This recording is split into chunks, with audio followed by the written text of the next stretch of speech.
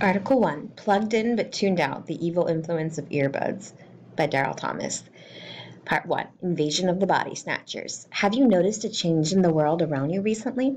Have you seen how more and more people are walking around with little rectangles in their hands or pockets with long wires plugged straight into their ears? At the grocery store yesterday, I counted at least 20 people completely lost in the music provided by their ever-present cell phones. It's as if the old science fiction movie Invasion of the Body Snatchers was coming true. We are being overtaken by pod people. So at the risk of appearing to be a crotchety old man complaining about the good old days, I have to make a stance against the evil influences of the cell phone and earbud phenomena on our society. Part 2. Rational and well thought out fear. Now, I am not a Luddite. I have no desire to go around smashing up every cell phone or technological gadget in sight. I enjoy and benefit from technological advances just like everyone else. I have a microwave, a television, a laptop computer, and a gas stove, and I use them all practically every day. I am not accusing people listening to music on their cell phones of having detrimental effects upon our society, because I hate music either. I profoundly do not hate music, but I do, ridiculous as it sounds, hate when cell phones are used to block out the real world. Part 3. The dangers and distractions of earbuds. People who have earbuds in their ears simply cannot hear danger approaching. All they hear is the pretend soundtrack of their lives. People walking with earbuds in cannot hear a dog dashing up behind them, nor can they hear the footsteps of a thief or murderer sneaking up behind him or her either. People who drive their cars with earbuds plugged in their ears, an act that is considered a traffic violation in many states, cannot hear a child screaming or a horn blowing in warning. Cell phones are known to be a factor in many car accidents. I won't even mention how distracting earbuds plugged into a cell phone can be for a student in a classroom setting. We basically have handed a device to students that invites them to not pay attention to the real world around them. Part 4. Narcissism. Beyond just being distracting and dangerous, earbuds are detrimental and damaging to society as a whole. Earbuds work against a community of listeners. Everyone is walking all over the neighborhood, plugged into their latest favorite playlist, but no one is talking to anyone. People who are addicted to their earbuds don't care about other people. They don't want community and contact with the real world. Earbuds also actively destroy live musicians' ability to make a living with their art form. No one wants live music anymore when they can pay less to hear it instantly and privately anytime they want. If we don't curb our use of earbuds, all our musicians will languish and no new music will be developed. Part 5. Toss them in the trash. People refuse to recognize the danger of earbuds because they simply love their earbuds too much to give them up. Earbuds are probably doing serious physical damage to their inner eardrums or even the brain itself, but apparently that doesn't bother anyone. I shudder to think of what the future will be like if we continue on the path of earbud slavery we're traveling.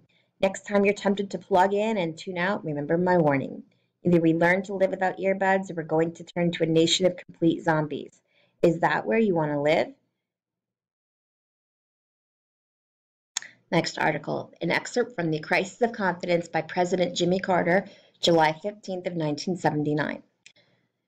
In the 1960s, 3 American leaders were assassinated. In the early 1970s, America lost its first war, the Vietnam War, and saw a president resign due to the Watergate scandal. In 1973 and 1979, Americans faced an oil crisis which caused gas rationing and long lines at gas stations. Morale was low, and many people felt hopeless. On July 15th, President Carter gave this speech in an effort to restore hope and to inspire citizens to action. In a nation that was proud of hard work, strong families, close-knit communities, and our faith in God, too many of us now tend to worship self-indulgence and consumption. Human identity is no longer defined by what one does and by what one owns. But we've discovered that owning things and consuming things does not satisfy our longing for meaning. We've learned that piling up material goods cannot fill the emptiness of lives which have no confidence or purpose. The symptoms of this crisis of the American spirit are all around us. For the first time in the history of our country, a majority of our people believe that the next 5 years will be worse than the past 5 years. 2/3 of our people do not even vote. The productivity of American workers is actually dropping, and the willingness of Americans to save for the future has fallen below that of all other people in the Western world. All the traditions of our past, all the lessons of our heritage, all the promises of our future point to another path, the path of common purpose and the restoration of American values. That path leads to true freedom for our nation and ourselves. We can take the first steps down that path as we begin to solve our energy problem. Energy will be the immediate test of our ability to unite this nation, and it can be the standard around which we rally. On the battlefield of energy, we can win for our nation a new confidence, and we can seize control again of our common destiny. In little more than 2 decades, we've gone from a position of energy independence to one in which almost half the oil we use comes from foreign countries. At prices that are going through the roof, our excessive dependence on OPEC has already taken a tremendous toll on our economy and our people. This is the direct cause of the long lines which have made millions of you spend aggravating hours waiting for gasoline. It's a cause of the increased inflation and unemployment that we now face. This intolerable dependence on foreign oil threatens our economic independence and the very security of our nation. The energy crisis is real. It is worldwide. It is a clear and present danger to our nation.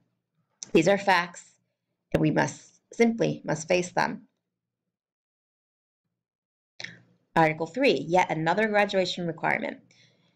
Current requirements for graduation. Today's high school students are required to do and achieve more than ever before in order to receive their high school diploma. Originally, students simply had to earn an established number of credits over 4 years in order to graduate. Then different state legislatures began to require students to pass either end-of-course exams or state exams in addition to earning a certain number of credits. At first, the required end-of-course or state exams needed to graduate were just math and reading, and the tests were written at an 8th grade level. But now, in this era of high-stakes testing, students are sometimes required to take and pass up to 5 different subject exams, often written at an 11th grade level. Given how many hoops students have to jump through just to walk across the stage in a cap and gown, it seems ludicrous to suggest just another graduation requirement, but that is precisely what I am advocating. In addition to all the academic requirements placed upon a student, I propose that students also be required to complete a set number of volunteer or service hours during the course of their high school career. Reasons why requiring service hours for high school graduates is a good idea. There are many good reasons for why requiring service hours from every American high school student is a good idea for the future. First of all, by requiring service hours, students can break the bubble of unreality that often surrounds students in high school. High school is often criticized as not being directly related to the real world. Service hours would bring students into direct contact with reality.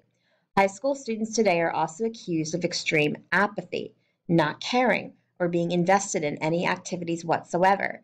Requiring students to step out of their indifferent disinterest would cause students to begin to feel passionate about their world and their influence in it.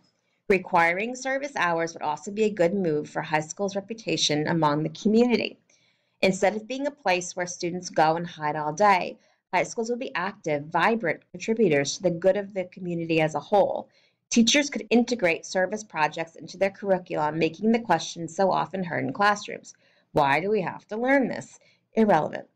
Right now, many high schools are filled with clubs that require service hours, so making service hours a school-wide requirement would take all these separate efforts and make them into one powerful, unified effort to improve the community. Think of how much more good work could be done. Reasons why opposing a high school service hour requirement is a bad idea. Now, I know many people out there are opposed to any new graduation requirements, so let me dismiss any objections to this so-called unnecessary burden. Some selfish people don't want this additional requirement simply because they don't want people to help or serve other people. Don't they see that students who are required to serve others as a volunteer will become more kind and considerate people in their life? People who oppose this requirement don't understand that if we don't start making service hours a requirement, that in the future, charities will run out of volunteers and stop serving those in need, possibly resulting in a rise in our nation's crime rate. It is vital that we keep this from happening by making students learn to serve others now while they are still young and impressionable. I would also ask people who oppose a service hour requirement for graduation to realize that doing service hours also increases a student's GPA over time. In short, there are no real downfalls to requiring service hours as a graduation requirement. All it will require is a willingness from school administrators to keep track of all the hours students serve and to make connections between the high school and various service organizations outside the school that will be beneficial to both students and the community at large. We all know that changing the way schools currently work is a big challenge, but it's not one that we can't tackle successfully if we all use our energy to make both our schools and the outside world a better place.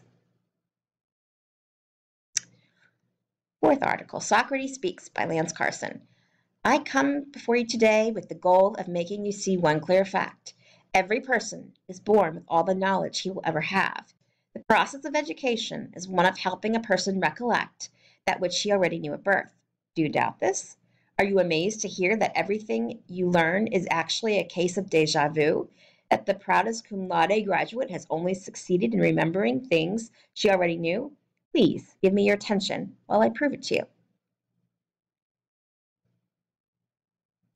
And our last article, Remarks to the Senate in Support of a Declaration of Conscience, Margaret Chase Smith, June 1st, 1950. Mr. President, I would like to speak briefly and simply about a serious national condition. It is a national feeling of fear and frustration that could result in national suicide and the end of everything that we Americans hold dear. It is a condition that comes from the lack of effective leadership in either the legislative branch or the executive branch of our government. That leadership is so lacking that serious and responsible proposals are being made that national advisory commissions be appointed to provide such critically needed leadership. I speak as briefly as possible because too much harm has already been done with irresponsible words of bitterness and selfish political opportunism. I speak as briefly as possible because this issue is too great to be obscured by eloquence. I speak simply and briefly in the hope that my words will be taken to heart. I speak as a Republican. I speak as a woman. I speak as a United States Senator. I speak as an American.